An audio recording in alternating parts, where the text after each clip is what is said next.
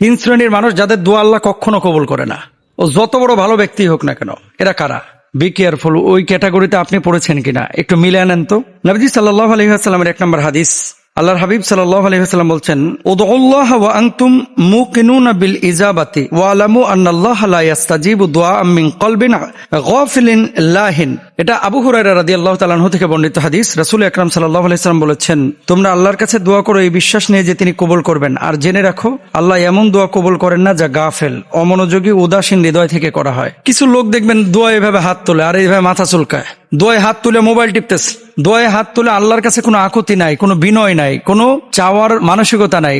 ওই হুজুর হাত তুলছে, হাত তুলছে। এই গাফেল উদাসীন কোন ব্যক্তির দোয়া আল্লাহ তাআলা কবুল করেন না। তাহলে কি করতে হবে? উদউনি আস্তাজিব লাকুম, ডাকার মতো ডাকতে হবে, চোখের পানিটা ছাড়তে হবে, ভেতর থেকে কথা বলতে হবে, ইমোশনাল ভাব নিয়ে আসতে হবে, আল্লাহ তাআলা দোয়া কবুল করবেন। এখন আপনি দোয়া করতেছেন এইভাবে হাত তুলছে আল্লাহর কাছে, আর মন হচ্ছে ফোনের দিকে, মন হচ্ছে প্রেমিকার দিকে, মন হচ্ছে দোকানের দিকে, মন হচ্ছে দুনিয়াবি সামানার দিকে, তাহলে তো দোয়া কবুল হবে না। তো 1 নম্বর ব্যক্তি গাফেল, যে তার দোয়া আল্লাহ তাআলা কবুল করেন না। 2 নম্বর, হারাম উপার্জন ও খাবারের কারণে দোয়া কবুল হয় না। হাদিসের মধ্যে কি আছে? ইতুইলু সাফারা আশআসা আকবার ইয়ামুদ্দু ইয়াদাইহি ইলাস সামা ইয়া রাব্বি ওয়া মাতামুহু হারামুন ওয়া মাশরাবুহু হারামুন ওয়া গুদিয়া বিল হারাম ফাআন্না ইউস্তাজাবু লিযালিক। নবীজি বলেছেন যে এক ব্যক্তি যে খায় হারাম, পরে হারাম, যার শরীরটা হারাম দ্বারা গঠিত, দীর্ঘ সফরে ক্লান্ত অবস্থায় আকাশের দিকে হাত তুলে বলে, হে আমার রব, হে আমার রব, আপনি আমার দোয়া কবুল করেন, অথচ বেটা খায় হারাম, পরে হারাম, শরীর গঠন করেছে হারাম, এর দোয়াকে আল্লাহ কবুল করবেন না। তাহলে যারা হারামখোর, ঘুষখোর, সুদখোর,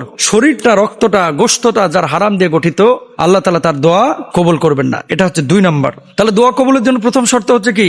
ইবাদত বন্দেগীর পাশাপাশি হালাল উপার্জন আপনাকে করতে হবে। খাইবেন হারাম আর দোয়া করবেন ফটফটায় কবুল হবে, এটা হবে না। 3 নম্বর, তাড়াহুড়ো করে দোয়া ছেড়ে দেওয়া। ইউস্তাজাবু লিআহাদিকুম মা লাম ইয়াজাল ইয়াকুলু দাআউতু ফালাম ইউস্তাজাব লি। কোন ব্যক্তি যদি দোয়া করার পরে রাতারাতি কবুল করতে চায়, যে আল্লাহ কেন কবুল করছে না? হুজুর এত দোয়া করলাম, জীবনে কোনো দোয়া তো কবুল হচ্ছে না। দেখেন, দোয়া কবুল হবেই 3টা পদ্ধতিতে, হয় দুনিয়ায় পাবেন, অথবা আখিরাতে পাবেন, অথবা দেরিতে পাবেন। পাবেন 100%, এটা আল্লাহর ঘোষণা।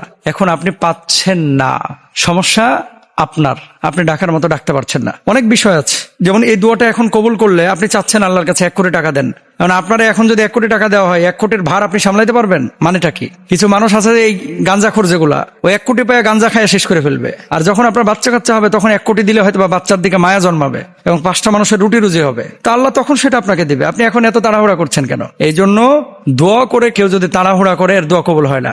স্থির হইতে হয়, তাওয়াক্কুল করতে হয়, ধৈর্য ধারণ করতে হয়, তাহলে এই দোয়া কবুল হয়। আল্লাহ সুবহানাহু ওয়া তাআলা বলছেন, ওয়াইদা সালাকা ইবাদি আন্নি ফাইন্নী করিব উজিবু দাওয়াতাদ দাঈ ইযা দাআন। আমার বান্দারা যখন আমার সম্পর্কে জিজ্ঞেস করে, আমার কাছে চায়, আমি তো খুবই কাছে, এবং আমি দোয়াকারীর দোয়া কবুল করি যখন সে আমাকে ডাকে। সুবহানাল্লাহ। এজন্য আমরা ডাকতে থাকবো, দোয়া কবুল আল্লাহ নিঃসন্দেহে করবেন ইনশাআল্লাহ। 3 শ্রেণীর মানুষ যাদের